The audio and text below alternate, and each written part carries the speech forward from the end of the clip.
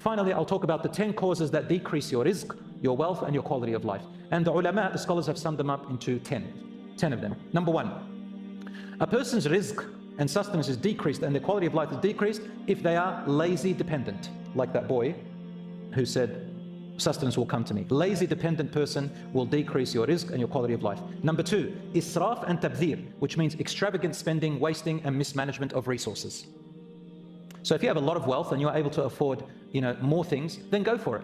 But if you have less wealth and you want to buy the same thing as the wealthy person, then you are doing israf. You are extravagantly spending. So extravagantly spending is relative, within your affordability. Within your affordability. Wasting your money is when you spend it on haram things. When you spend it on haram things, that's called tabdhir. Prophet ﷺ said, "Mubadhirun, inna al-mubadhirina kanu ikhwana ash-shayateen." Those who waste their money on haram things are the brothers and sisters of the shaitan. And those who are musrifin, meaning that you overspend beyond your means, Allah says, "Well, inna Allah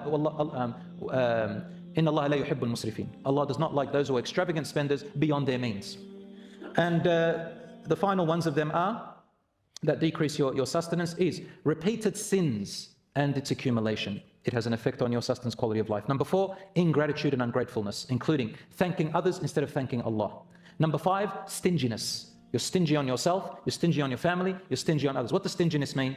It means that you do not give yourself the minimum right, and you don't give your family their minimum rights, and you don't give the rights of others with your wealth.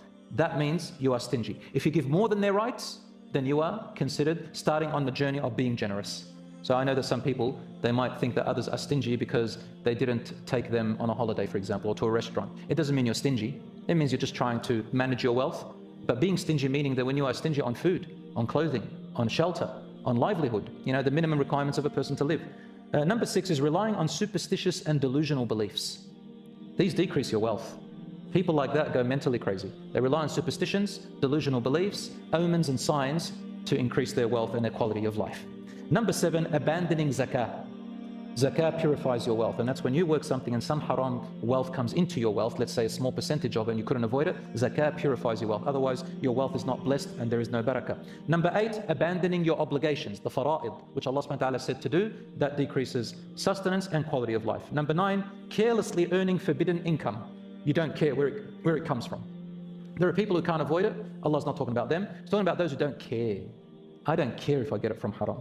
And number 10, destroying family relationships. Destroying them, of course, we already talked about it, outside of your control. When you want to destroy it for your own whims and desires, that creates a bad quality of life, even if you think it's going to be better.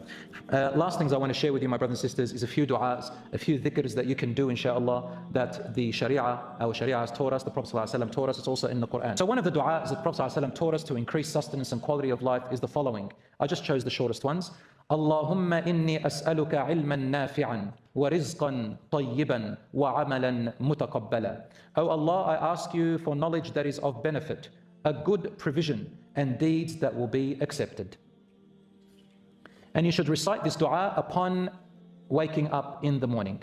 Once again, Allahumma inni as'aluka ilman nafi'an wa rizqan tayyiban wa amalan mutaqabbala.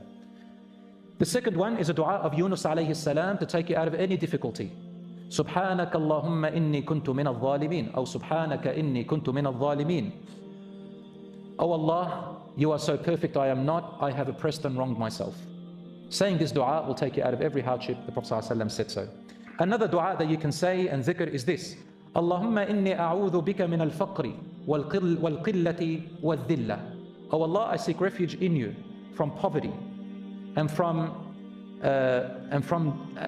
lack of resources, wal-dhilla, and humiliation, needing to ask people. وَأَعُوذُ بِكَ أَنْ أَظْلِمَ وَأَنْ أُظْلَمَ. And I seek refuge in you, my Lord, from being an oppressor to others and from others oppressing me. This is Rasul sallallahu alayhi wa sallam told us, the hadith in Rawahu Imam Ahmad. So these are some ways, brothers and sisters, some dhikr. Download a book called Fortress of the Muslim and take some dhikr du'as from there that inshallah when you say them, bi'idhnillah, by the will of Allah subhanahu wa ta'ala, it has an effect on the provision, and Allah subhanahu wa ta'ala works with you when you make this dhikr.